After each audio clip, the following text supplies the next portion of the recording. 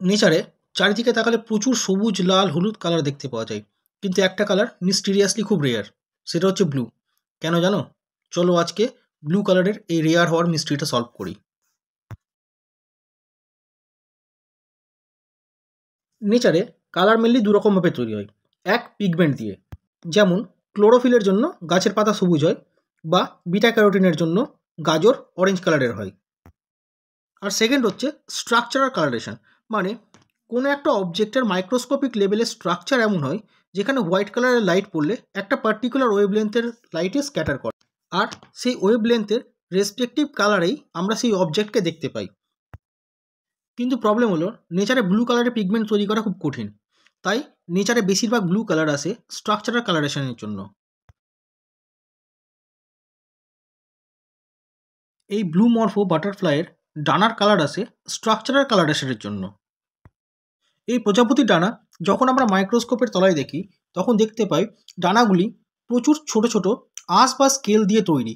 আর প্রত্যেকটা আঁশ বা স্কেল আবার ছোট ছোট অনেকটা ক্রিসমাস ট্রির স্ট্রাকচার দিয়ে তৈরি হয়। আর এই স্ট্রাকচারগুলোর ওপর যখন হোয়াইট কালারের লাইট পড়ে, তখন বাকি সব কালার অ্যাবজর্ব হয়ে যায়, শুধু একমাত্র ব্লু কালারের লাইটই স্ক্যাটার করে। আর যেই জন্য ডানার কালার ব্লু না হয়েও আমাদের চোখে ব্লু কালারের দেখায়। আর শুধু এ প্রজাপতি নয়, মানুষের চোখ, বিভিন্ন পোকামাকড়, এমনকি ময়ূরের মতো পাখিদের ডানার কালারও এই স্ট্রাকচারাল কালারেশনের জন্যই হয়। এই ব্লু কালারের পিগমেন্ট তৈরি করা খুব কঠিন। যেমন প্লান্টদের ক্ষেত্রে অ্যান্থোসায়ানিন নামক পিগমেন্ট ব্লু কালার দেয়, কিন্তু মাটির পিএইচ চেঞ্জ হয়ে গেলে এই ব্লু কালার চেঞ্জ হয়ে লাল বা বেগুনি কালার হয়ে যায়। আর অ্যানিম্যালদের ক্ষেত্রেও তাই। তাই ব্লু কালার অ্যানিম্যালদের ক্ষেত্রে আসে স্ট্রাকচারাল কালারেশনের জন্য।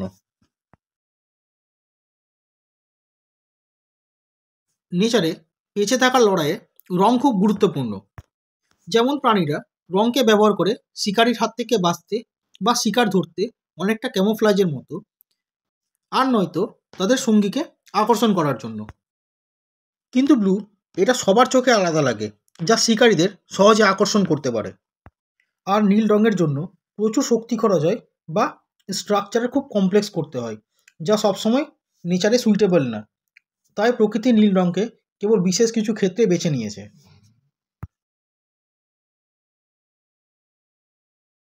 প্লান্টের মধ্যে ব্লু বেল আর অপরাজিতা ফুলের কালার অ্যান্থোসায়ানিন নামক পিগমেন্ট থেকে আসে। আর অ্যানিমালদের মধ্যে blue morpho butterfly, poison dart frog আর ব্লু রিং অক্টোপাসের মতো প্রাণীদের কালার আসে স্ট্রাকচারাল কালারেশনের জন্য। এমনকি মিনারেলদের মধ্যে লাপিস লাজুলি, বা বাংলায় যাকে নীলকান্ত মণি বলে, তার কালারও নীল না, এটি আসে ট্রাইসালফার আয়ন থেকে। তোমরা আশা করি জানো আকাশের কালারও নীল না, এটা লাইটের স্ক্যাটারিংয়ের জন্য নীল দেখায়। অ্যাকচুয়ালি সানলাইট অ্যাটমসফিয়ারে এন্টার করার সময় বাকি কালারের তুলনায় ব্লু কালার সব থেকে বেশি স্ক্যাটার করে, কারণ ব্লু কালারের ওয়েভলেন্থ সব থেকে ছোট হয়। তাই আমরা আকাশকে ব্লু কালারের দেখি, একে র্যালি স্ক্যাটারিং বলে। তাহলে এবার বুঝতে পারলে নেচারে ব্লু কালার কিছু প্লান্ট পিগমেন্ট ছাড়া আর কোথাও পাওয়া যায় না। তাই নেক্সট টাইম যখন নীল কালারের কোনো ফুল বা কোনো প্রাণীকে দেখবে, তখন একটা জিনিস মনে করবে, এটা দেখতে যতটা সুন্দর, এর পেছনের সায়েন্স ততটাই কমপ্লেক্স। ভিডিওটি ভালো লাগলে ভিডিওটিকে লাইক শেয়ার করো, আর চ্যানেলটাকে সাবস্ক্রাইব করতে ভুলো না।